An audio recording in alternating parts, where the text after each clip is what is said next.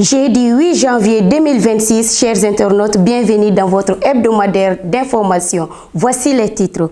Think Peace organise en fin 2025 la 3e édition de l'Académie des champions de la paix qui a réuni 150 jeunes du Burkina Faso, du Mali et du Niger.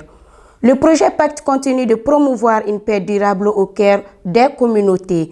Toujours concernant le projet Pacte, 20 leaders religieux de Bamako ont été renforcés sur la radicalisation et la cohésion sociale. C'est tout pour les titres de cette édition. Vous aurez plus de détails après le générique.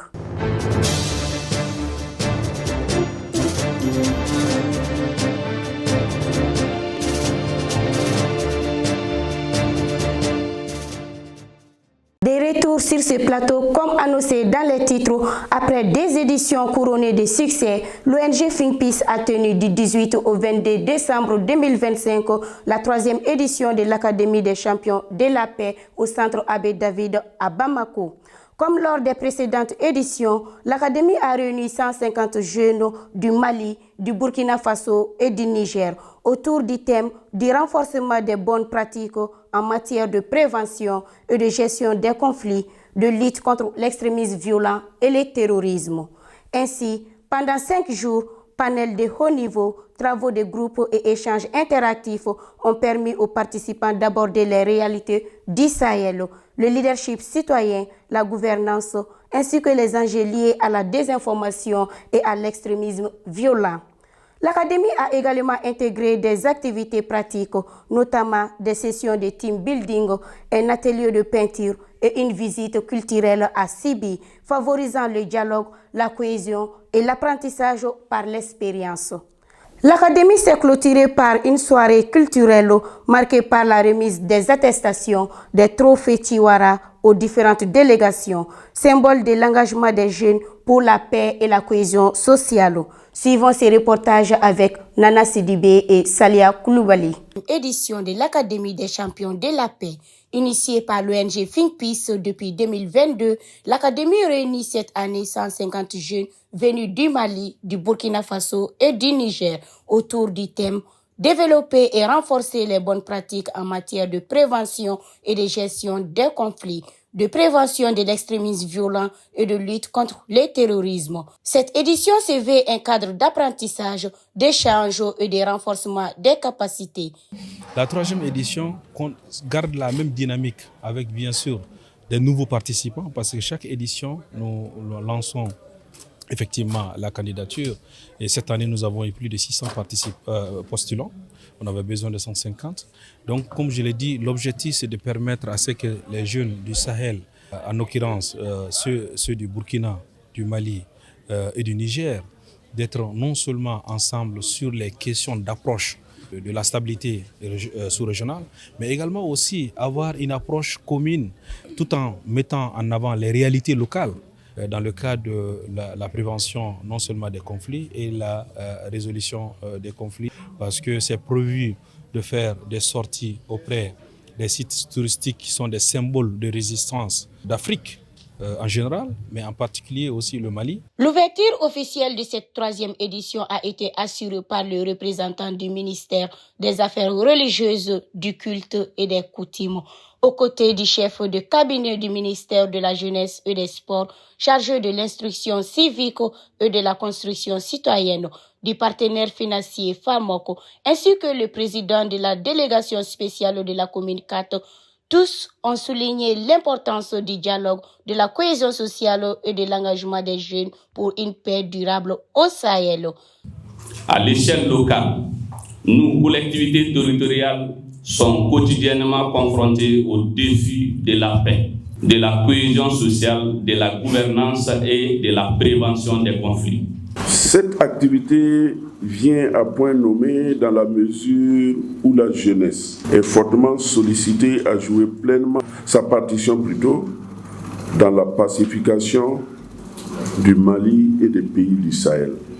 La paix durable ne peut se construire sans la prise en compte des valeurs spirituelles, culturelles et coutumières qui fondent nos sociétés. Depuis des générations, les leaders religieux et coutumiers jouent un rôle central dans la régulation sociale, la médiation communautaire, la prévention des conflits et la préservation du vivre ensemble.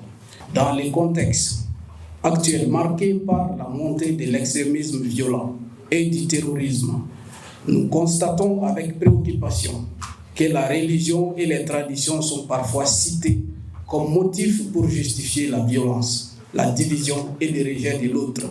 Ces dérives trahissent l'essence même de nos croyances et de nos valeurs culturelles qui prônent la paix, la tolérance, la dignité humaine et la solidarité. Face à ces défis, il est nécessaire de renforcer les messages de paix, de dialogue et de respect mutuel en s'appuyant sur une lecture saine, inclusive et responsable de la religion et des coutumes.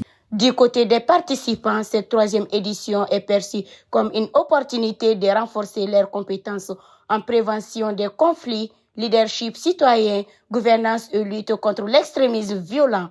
L'Académie des champions de la paix, en tout cas, c'est une très bonne initiative. J'ai vu quelques informations concernant cette académie et j'ai vu autant de jeunes participer et je me suis dit pourquoi pas moi. J'ai vu le lien sur les réseaux sociaux. Voilà, je me suis inscrit pour venir également profiter de la formation. Cette académie représente pour moi une grande chose, si je peux le dire, parce que ça va m'aider vraiment à avoir beaucoup. C'est une chance en réalité. C'est une chance pour moi parce que c'est un développement pour moi. Je vais apprendre beaucoup de choses. En ce qui concerne comment on appelle ça, la cohésion sociale. Et également, c'est une chose qui va vraiment... Je vais côtoyer des Maliens, des Burkinabés. Donc, c'est vraiment une réalité qui est là. Sans la cohésion sociale, je pense que voilà, c'est un peu compliqué. En tant que jeune de l'AIS, on doit vraiment s'entendre entre nous. À travers cette Académie des champions de la paix, Think Peace et ses partenaires entendent engager la jeunesse du Sahel à devenir des véritables acteurs de paix et de cohésion sociale dans l'espace sahélien. Après les formations des femmes et des leaders religieux à Bamako, Ségou et Ménaka, le projet Pacte a récemment soutenu 3 rencontres communautaires rassemblant plus de 50 femmes de ces localités. Ces échanges ont permis de discuter ouvertement de la paix, de la cohésion sociale et du vivre ensemble, tout en partageant les expériences et solutions locales pour renforcer l'harmonie dans les communautés. À travers ces actions, les femmes confirment leur rôle clé comme actrices de paix et de transformation sociale. Ces initiatives sont menées dans le cadre du projet Pacte, mis en œuvre par Think Peace avec le soutien du Fonds canadien d'initiative locale. Toujours concernant le projet Pacte, ce jeudi 4 décembre 2025, Think Peace a renforcé une vingtaine de leaders religieux à Bamako sur la radicalisation, l'extrémisme violent et la promotion de la cohésion sociale. Former et informer les leaders religieux, c'est leur donner les moyens de sensibiliser leurs fidèles et de promouvoir les bonnes pratiques. Monsieur Zouberou Diallo, secrétaire permanent de la PNLVT. Les participants ont salué l'initiative et se sont engagés à partager ce qu'ils ont appris dans leur communauté afin de renforcer la paix et le vivre ensemble. Cette formation s'inscrit dans le cadre du projet Pacte, mis en œuvre par Think Peace avec l'appui du Fonds canadien d'initiative locale. Ainsi s'ouvre notre page brève.